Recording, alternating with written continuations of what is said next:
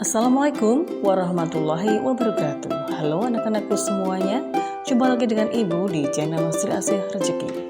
Anak-anakku semua, kali ini kita akan mempelajari IPS, yaitu materi sosialisasi dalam masyarakat, kurikulum merdeka, kelas 7 semester 1. Selamat mengikuti. Sumber sejarah dibedakan menjadi 3. 1. Sumber tertulis, 2. Sumber benda, 3. Sumber lisan. Sumber sejarah tertulis adalah sumber yang memberikan informasi sejarah melalui tulisan.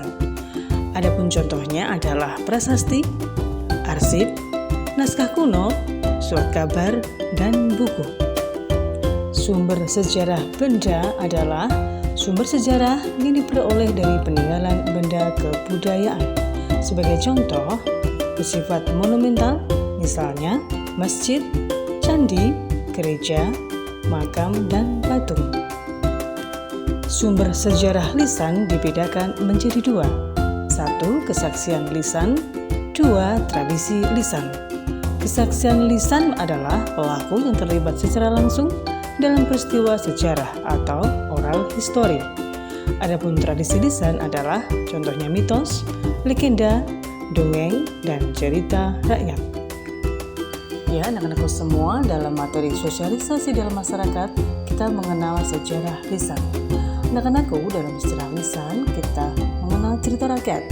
Cerita rakyat pada mulanya tidak dibuat untuk anak-anak, namun pada abad ke-19, cerita rakyat dibuat untuk digunakan sebagai bahan pendidikan bagi anak-anak, seperti cerita Si Pitung dari Jakarta. Cerita Si Pitung dari Jakarta yang mengajarkan untuk kebaikan, tolong-menolong, dan berani. Cerita rakyat yang turun-temurun sudah disesuaikan untuk pembaca dan pendengar.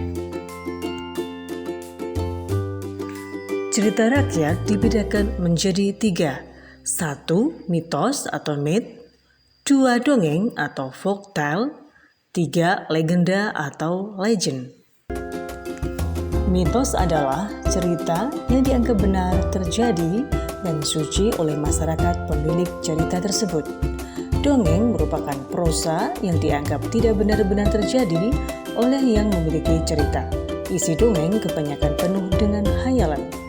Adapun legenda merupakan cerita rakyat zaman dahulu yang dianggap benar-benar terjadi oleh pemilik cerita. Ciri-ciri cerita rakyat. 1. Penyebaran dan pelestariannya dilakukan dengan tradisi lisan, yaitu melalui penuturan dari orang ke orang lain.